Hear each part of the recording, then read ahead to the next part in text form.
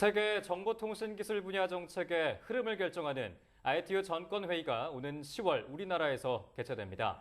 이 ITU 전권회의는 4년마다 전 세계 장관급 인사들이 모이는 이른바 ICT 올림픽이라고 불리는데요. 네, 이번 시간에는 ITU 전권회의 준비기획단 이상학 부단장 모시고 이번 회의의 주요 내용에 대해서 이야기 나눠보도록 하겠습니다.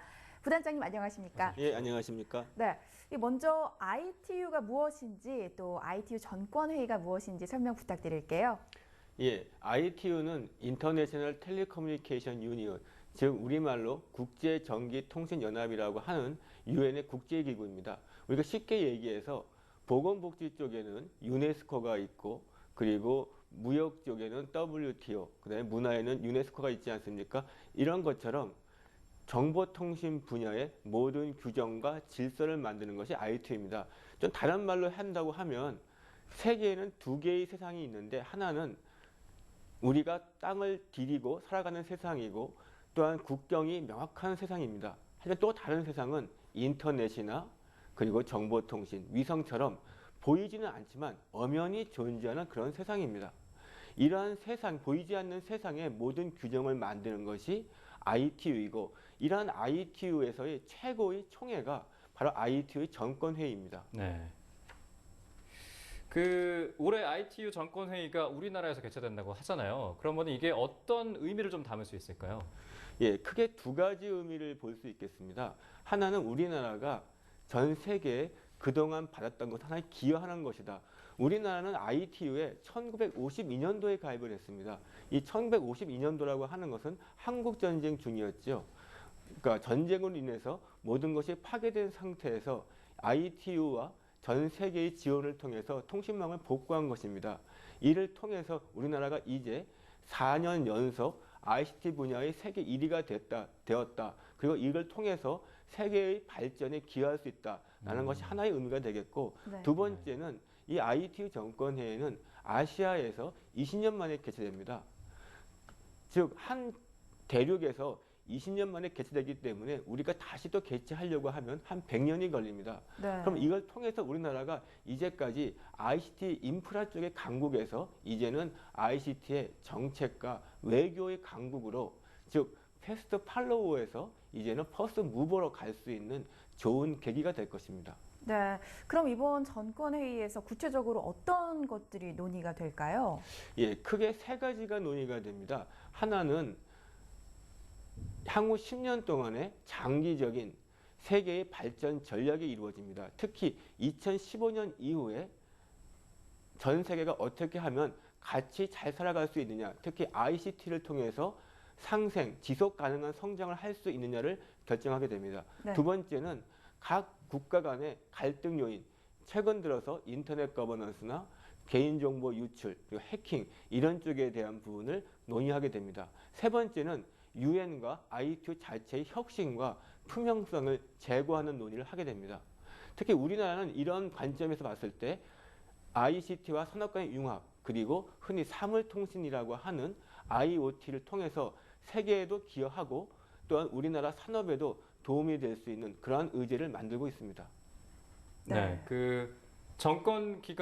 전권회의 기간 동안에 선거가 또 있다고 합니다. 이름하여서 표준화 총국장에 우리나라가 출마한다고 들었는데 이게 어떤 자리이고 또 어떤 의미가 있으며 또 당선 가능성은 또 어떻게 보시는지 궁금합니다. 이 ITU 전권회의는 4년마다 열리기 때문에 이때 65개 자리에 주요한 선거가 있습니다. 네. 그 중에서 빅3라고 할 수 있는 곳이 사무총장, 표준화 총국장, 그리고 전파통신 총국장입니다. 우리나라는 그 중에서 표준화 총국장으로 지원을 합니다.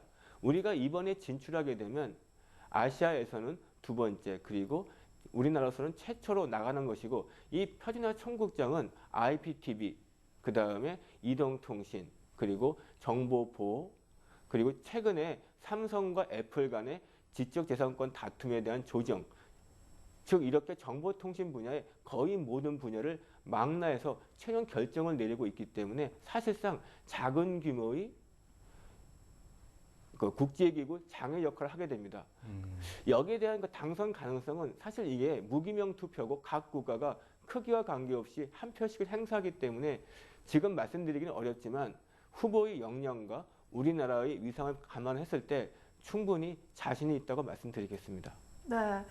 올해 우리나라에서 열리는 이 ITU 전권회의가 기존에 개최된 행사와는 또 차별화된 점이 있다고 하는데 어떤 건가요? 예, 그 두 가지 차원이 있습니다. 1865년에 ITU가 세웠기 때문에 내년이면 150년이 됩니다. 네. 첫 번째 큰 의미는 150년을 맞이해서 2000년에 개발되었던 새천년 개발 목표라는 것이 있습니다. 흔히 MDG라고 하는데 이 이후에 2015년 이후에 향후 10년 이상의 세계 발전 방향을 결정하게 됩니다. 두 번째는 이제까지 ITU 회의가 정부 간의 폐쇄적인 그리고 네. 그 제한적인 회의였다면 이번 올해 열리는 회의는 정부만이 아니고 시민 그리고 기업 그리고 일반 국민이 같이 참여하는 멀티 스테이크 홀더로서의 하나의 회의가 될 것입니다. 이를 위해서 우리나라는 전시회, 포럼 그리고 문화축제를 같이 함으로써 우리나라와 세계의 ICT 수준을 한 단계 더 높일 계획입니다. 네, 이제 정보 산업을 총망라하는 기구라고 해도 과언이 아니고 또 선거도 있는 중요한 행사. 지금 진행 상황은 어떻습니까? 예, 오늘로써 정확하게 188일이 남았습니다. 저희가 이제까지 흔히 삼각형 구도라고 해서